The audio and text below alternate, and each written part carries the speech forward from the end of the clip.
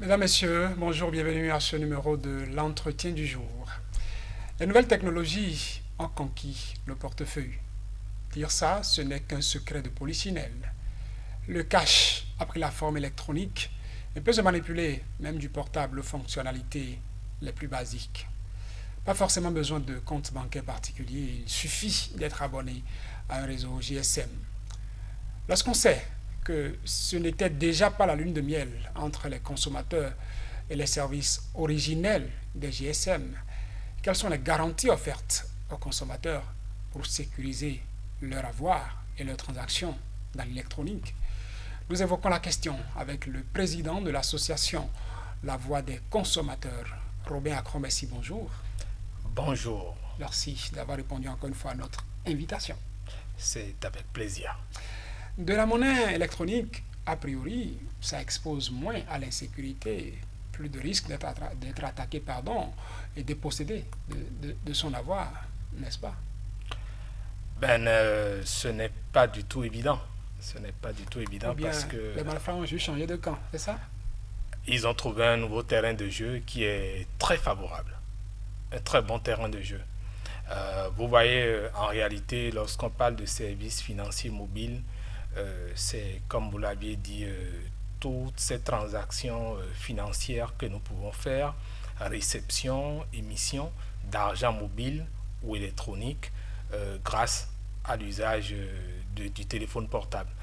Et ceci a été une initiative des GSMA, c'est-à-dire l'association des opérateurs de réseaux mobiles. C'était en fait pour corriger un problème, le problème de la bancarisation en Afrique particulièrement. C'est vrai que c'est un problème global dans le monde, mais en Afrique en particulier, c'était criard. Vous constatez que plus de 50% euh, des populations n'ont pas accès à ces services de bancarisation dans plus de 86% des pays africains. Et le plus grave, c'est qu'il y a des pays où c'est plus de 20% ou moins de 20% de personnes qui ont vraiment accès aux services bancaires. Et donc, cette initiative, en tenant compte de l'engouement, de la facilité à pouvoir utiliser le téléphone portable, de la percée, du taux de pénétration de la téléphonie mobile, les GSMA se sont dit voilà une occasion pour pouvoir permettre à une bonne partie de la population d'avoir accès. Les numéros de Mais téléphone sont donc devenus des numéros de compte. exactement, c'est devenu des numéros de compte, ce qu'on appelle les wallets électroniques ou encore portefeuille électronique. Mais vous voyez, quand vous disiez que c'est plus rassurant, c'est là toute l'inquiétude. Parce que le premier aspect déjà est lié au produit lui-même. La facilité avec laquelle on peut utiliser le téléphone portable, la rapidité qu'on a à transmettre des messages, c'est avec la même rapidité qu'on peut se faire escroquer. Parce que vous voyez quelqu'un qui a accès à votre compte mobile money tout de suite, et bien c'est en fraction de seconde, il a pu s'envoyer de l'argent. Ce n'est pas par exemple un protocole où vous allez passer quelque part, attendre si les gens vous suivent, il faut choper, il faut shipper l'argent, chercher à s'en sortir. Non, c'est systématique. Dès qu'il a votre code. Et l'autre problème, c'est le fait aussi que quand vous prenez la technologie en elle-même, elle n'est pas maîtrisée par les populations. Et donc, il y a beaucoup de risques de perte de ces données. On nous envoie aujourd'hui beaucoup de liens, beaucoup de messages, et nous ne faisons pas attention. Donc, il y a ces liens-là qu'on appelle les ficheurs qui nous font prendre d'énormes risques. On peut pirater nos mots de passe, nos données personnelles avec. Avant même qu'on en arrive, là, je vous pose une question, parce qu'au niveau, même pour ceux qui ont le numéro de téléphone qu'ils utilisent comme numéro de compte bancaire Ouais. et qui font des transactions avec leur banque, il y a des applications qu'on télécharge sur son téléphone, pardon. Ouais. En cas de perte de téléphone, est-ce que la vulnérabilité ne va pas jusque-là? Mais la vulnérabilité est très présente là. Parce que voilà par exemple un service qu'on a mis à la disposition des consommateurs, mais on ne les explique pas assez quelles sont les mesures à prendre immédiatement lorsque vous constatez qu'il y a un risque sur la confidentialité de vos données. Parce que quand vous perdez votre portable, c'est que vous avez perdu la confidentialité. Quelqu'un d'autre peut y avoir accès. Et donc, celui qui a accès au téléphone portable, si il a des applications qui peuvent lui permettre de lire vos mots de passe, ben c'est dangereux pour vous. Et c'est là où ça pose un autre problème. Vous savez, ces applications qui sont utilisées, quel est le niveau de sécurité de ces applications? Et c'est un gros travail que nos États doivent faire pour s'assurer que la sécurité informatique, la cybersécurité est efficace et efficiente dans nos pays. Parce que en réalité, il y a beaucoup de pièges qui sont dans ces transactions, qui sont au niveau des systèmes de transactions que les populations ne connaissent pas et sur lesquels on doit vraiment éduquer les gens, mettre l'accent sur les risques et puis quelles sont les dispositions à prendre pour que on soit à l'abri. Puisque vous posez bien la question, je vous la renvoie. Vous avez commencé par citer des acteurs comme l'État qui doivent garantir cette sécurité-là sur les transactions électroniques. Est-ce que cela suffit à ce niveau-là seul? Non, pas du tout. Il y a l'action des opérateurs de réseaux mobiles ou encore des émetteurs de monnaie électronique parce que c'est à ce niveau qu'il y a le plus grand risque. La fiabilité, l'intégrité des réseaux. Lorsqu'on prend par exemple les protocoles utilisés, on utilise le SMS, on utilise les codes du SSD, et puis il y a le STK aussi, qui est la boîte à outils de la carte SIM. Et donc ces technologies-là, lorsque vous tombez sur des hackers qui sont très outillés, et bien quand les codes, les messages envoyés ne sont pas codés, et bien ils peuvent décrypter. Et quand ils décryptent, mais c'est bonjour les dégâts. Ils peuvent avoir accès à toutes vos données.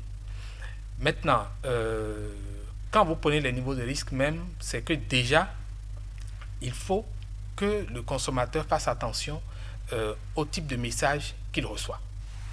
Et lorsqu'il reçoit des SMS ou des textos, il doit déjà s'assurer qu'il ne reçoit pas des messages frauduleux.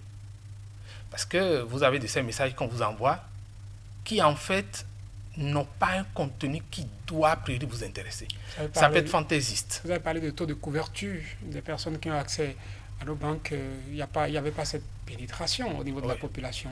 Oui. Et quand on va chercher les facteurs, c'est aussi peut-être parce que ceux-là qui, avec les services GSM, les services financiers et mobiles, ont désormais accès à des comptes manipulés des devises, n'ont peut-être pas un certain niveau pouvant leur permettre, quand ils reçoivent des messages, de pouvoir identifier lesquels messages sont avec de bons contenus et d'autres qui pourraient les induire en erreur. Oui, ça c'est une réalité. Bon, ce que nous passons comme message actuellement, malheureusement, c'est ceux qui ont accès à la langue de Molière seuls qui pourraient mieux appréhender. Et donc c'est là où l'obligation se trouve pour l'État, pour les opérateurs de réseaux mobiles, pour les émetteurs de monnaie électronique, de pouvoir traduire ou transmettre les messages dans toutes les langues pour permettre aux populations d'avoir accès. Quand vous avez un portable, déjà il faut apprendre à sécuriser votre portable. C'est-à-dire vous devez avoir des mots de passe.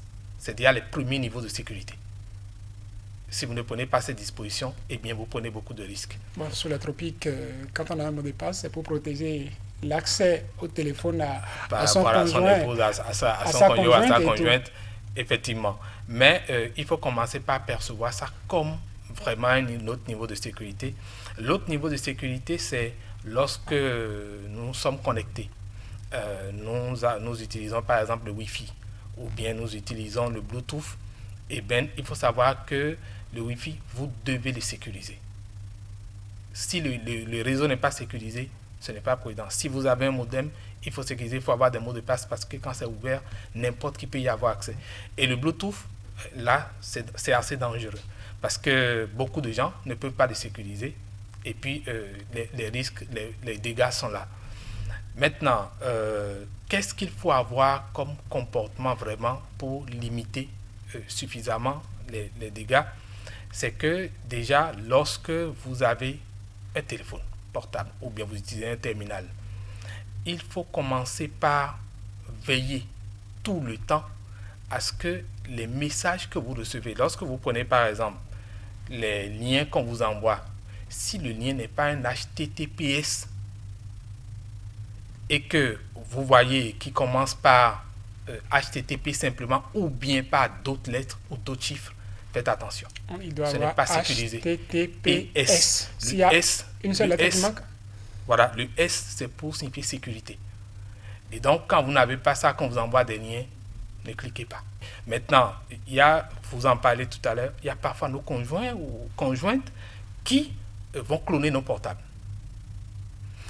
Parce que eux, ils veulent devenir l'infrastructure GPS qui vous suit partout.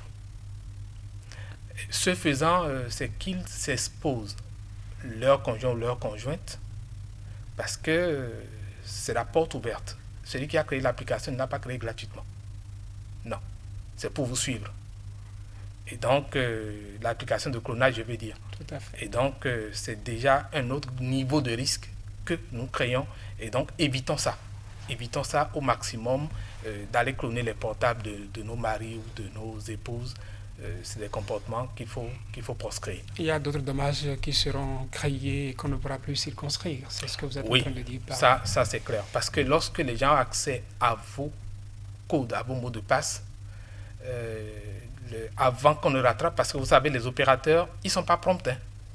Ils ne sont pas prompts du tout lorsqu'il s'agit de récupérer de l'argent qui a été traficoté. Et imaginez, ça fait 690 milliards de dollars US qui font les transactions aujourd'hui en Afrique en matière de mobile money. Et donc, ce que les gens peuvent voler dedans, c'est énorme. Merci à vous, Robin Akromessi. Je rappelle, vous êtes le président de l'association La Voix des consommateurs. On évoquait avec vous sur ce numéro de l'entretien du jour de la sécurité des transactions électroniques, surtout avec les services financiers et mobiles. On n'a pas la prétention d'avoir évacué la question, mais comme il est déjà d'habitude qu'on se retrouve de façon hebdomadaire, on aura l'occasion, l'opportunité d'aborder d'autres aspects. Merci d'avoir répondu à notre invitation. Et mesdames, messieurs, c'est tout pour ce numéro de l'entretien du jour. Merci de nous avoir suivis.